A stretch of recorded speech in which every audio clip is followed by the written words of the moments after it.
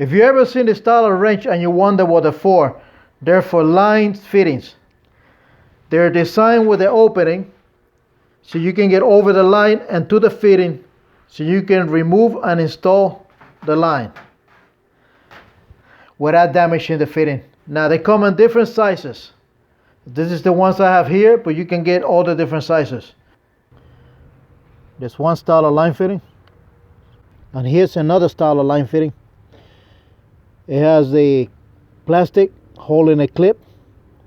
You remove the plastic, you take the clip off, you can remove the line, and then also you can remove the fitting with the line or without the line.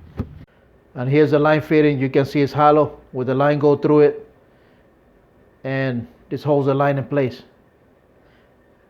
And that's why you want to use a wrench. That way it doesn't damage